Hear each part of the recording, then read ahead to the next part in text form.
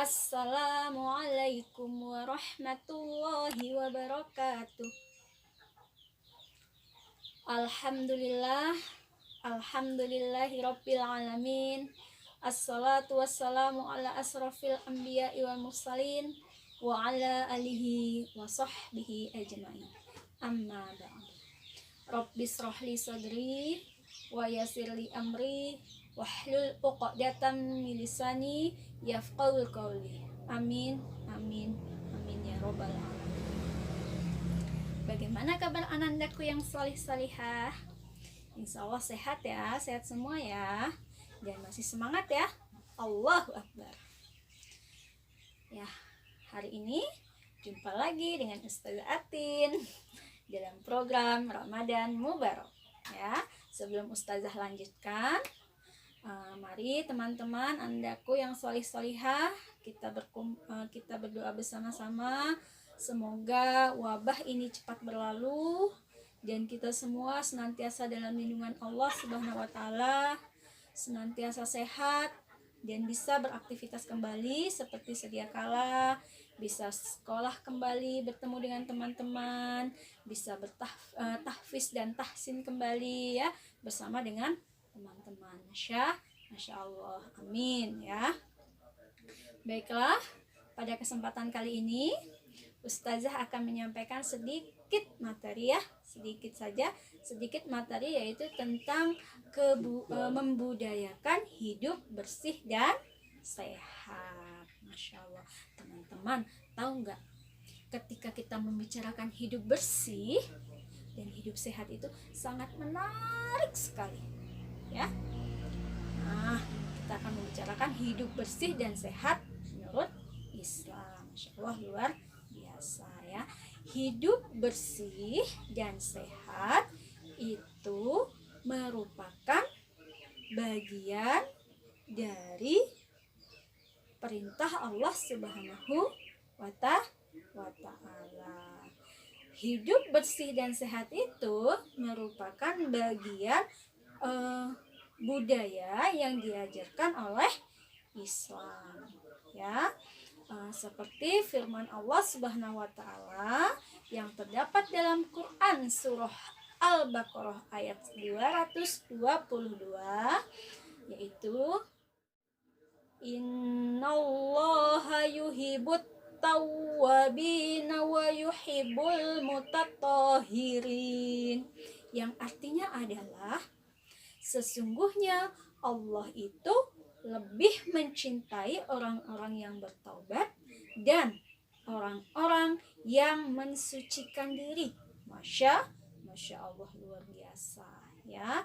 Allah itu lebih mencintai orang-orang yang bertaubat dan orang-orang yang mensucikan diri.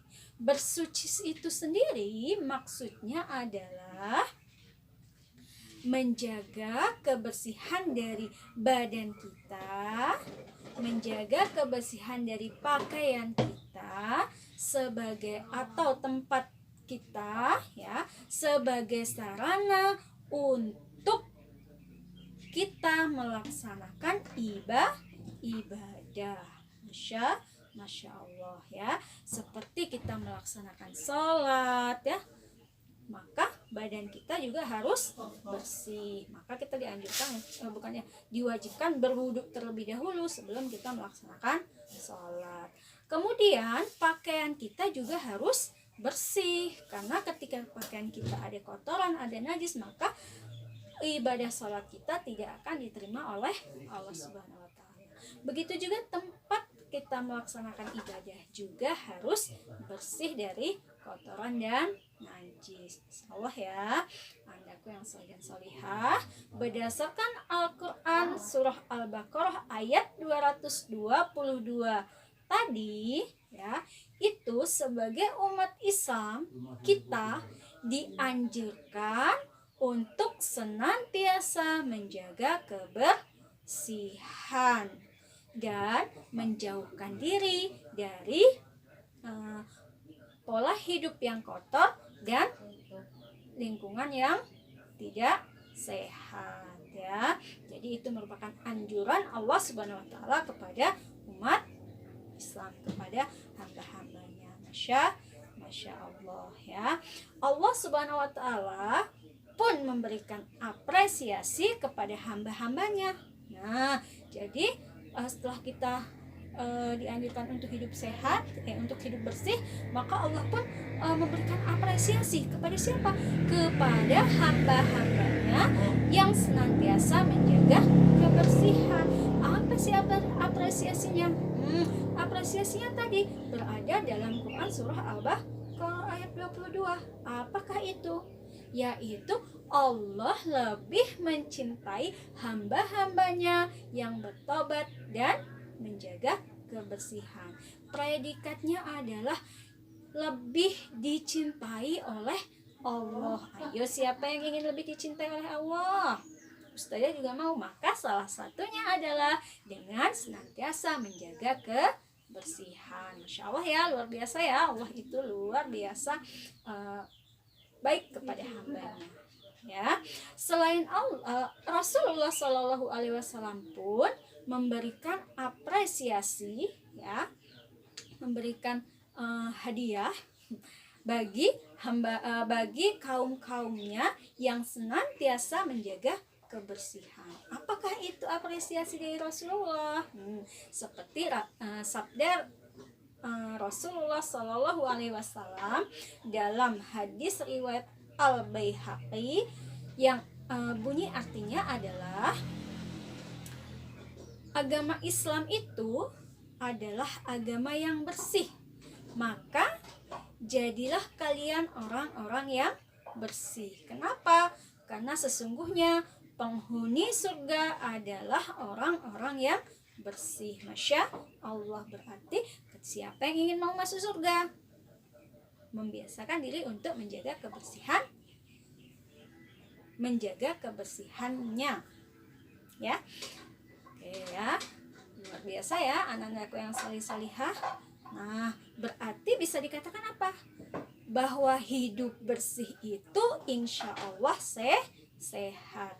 Bersih itu insya Allah pasti sehat. Masya Allah ya. Dan Ustazah yakin kepada anandaku yang solih-solihah ya, anandaku yang solih-solihah sudah menjalankan dan menjaga kebersihan dirinya.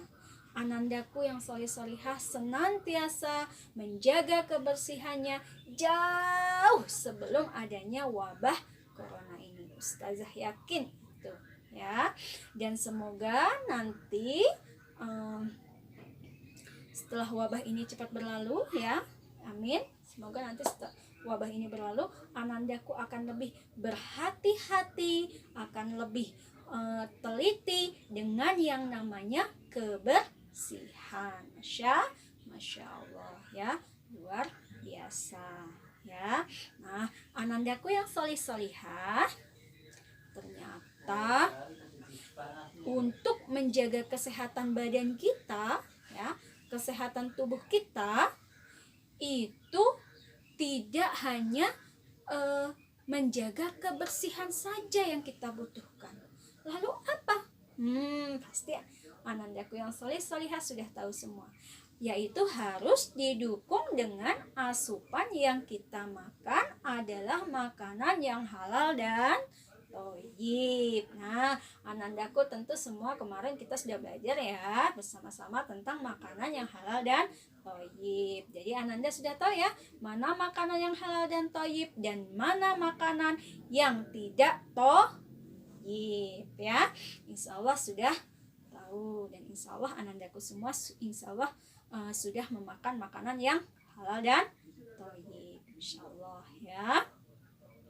Nah, seperti dalam firman Allah ya tentang makanan halal dan thayyib, halal dan thayyib dalam Quran surah Al-Baqarah ayat 57. Di sini saya tidak menampilkan. Anandaku yang solih-solihah di rumah boleh membuka Al-Qur'annya, yaitu Quran surah Al-Baqarah ayat 57, atau nanti akan disampaikan oleh ustazahnya ya. Nah, anandaku yang solih-solihah, adapun Selain amalan-amalan yang tadi, adapun amalan yang berupa amalan sunnah, yang insya Allah sudah kita laksanakan, ya, yang insya Allah sudah anandaku laksanakan, ya, amalan-amalan sunnah tersebut, yang itu bisa menjaga kesehatan tubuh kita. Apa sih amalan-amalan sunnah tersebut? Berkumur-kumur sebelum berwudu, itu amalan sunnah, ya. Kemudian mencuci tangan, itu juga amalan sunnah. Kemudian membersihkan hidung dengan sedikit memasukkan air ke dalam hidung, itu juga amalan sunnah. Dan bersiwak atau menggosok gigi, ya, kena deh pelajaran sainsnya, ya. Insya Allah itu juga amalan sunnah. Nah, ketika kita melaksanakan amalan-amalan sunnah itu, selain pahala yang sudah kita dapatkan, ya, karena kita sudah menjalankan amalan sunnah tersebut, maka insya Allah kesehatan tubuh kita juga akan kita dapatkan, ya, ketika amalan-amalan sunnah tersebut kita laksanakan secara terus secara kontinu atau istiqomah, ya. Oke, anandaku yang solih-solihah, masya Allah luar biasa, ya, hidup sehat secara Islami itu, ya. Nah, pola hidup Islami itu adalah pola hidup untuk mencegah berbagai penyakit. Jadi pola hidup Islami jika kita terapkan secara kontinu, secara terus menerus, secara keseluruhan, itu adalah pola hidup untuk mencegah berbagai penyakit, termasuk penyakit wabah corona ini, ya. Ketika kita sudah menjalankan pola hidup Islami secara keseluruhan, secara kontinu terus menerus, maka insya Allah kita tidak akan merasa khawatir, ya. Kita tidak akan merasa khawatir dengan adanya wabah ini. Kenapa? Karena kita sudah terbiasa hidup sehat, ya. Jadi Islam itu mengajarkan kita hidup sehat, ya. Pola hidup Islami itu adalah pola hidup yang menjauhkan kita dari berbagai macam penyakit. Kenapa? Karena di dalam Islam kita senantiasa diajarkan untuk menjaga kesucian yang itu di dalamnya mengandung kegiatan-kegiatan kebersihan, mengandung unsur-unsur kebersihan. Masya Allah. Mari kita senantiasa melaksanakan pola hidup Islami secara kontinu, secara keseluruhan, agar kita mendapatkan pahala, juga memperoleh tubuh yang sehat, ya. Demikian dari Ustazah, semoga bermanfaat bagi teman-teman. Ustazah akhiri, wassalamualaikum warahmatullahi wabarakatuh.